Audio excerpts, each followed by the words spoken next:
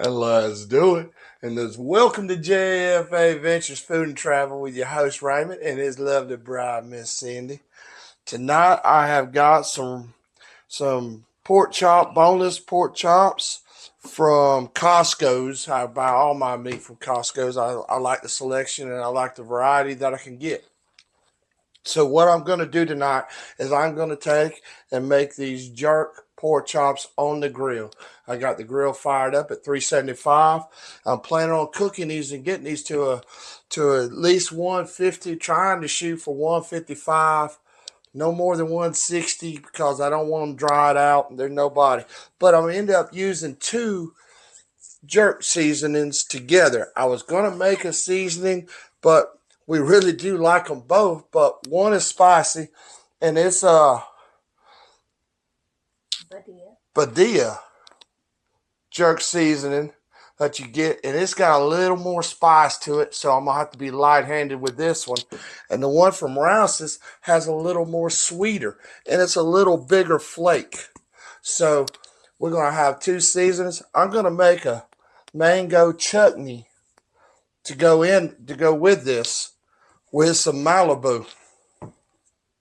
Now we're also going to have some black beans and rice to go with the mango chutney and for the pork chops. So y'all hold tight. I'm working hard. Never smarter. All right. We got our meal done. We got our meal done.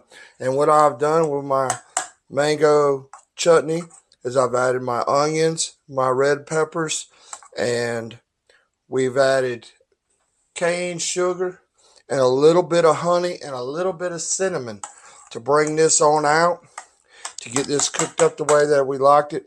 The taste was good on it. I love it. Salt, pepper in it, a little butter. Then we took and got our cabbage up and running. We have it, fried cabbage, a little butter, salt, and pepper. And we cut it up, and there you go. We fried our cabbage up, and we kept adding a little salt to it. Then we have our black beans, which is just black beans.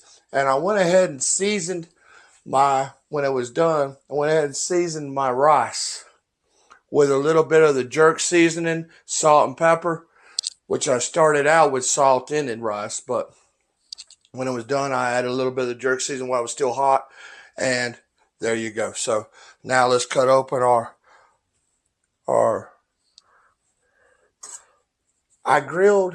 I started out at 375, 5 minutes on each side, got it up to 135, 140. I went ahead and turned the heat up to, because it wasn't getting any color to it, so I turned the heat up to 425. Opened up my pit boss a little bit to let a little bit of the flame out, and let's see how we done. And they've been resting for almost 10 minutes.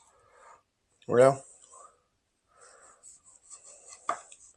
let's see what Miss Cindy thinks.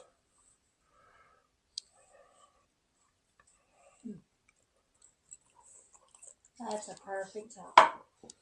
It's a little more done than I wanted it because of its resting for the 10 minutes. So maybe next time I might stop them at about 145 because we would like a little more. They're beautiful chops. They're thick. They're moist. They are moist. They're good. They're not dry.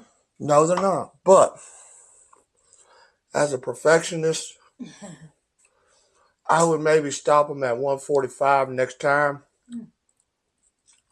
The seasoned spice on them is delicious. Yes, I like the seasoned spice on them.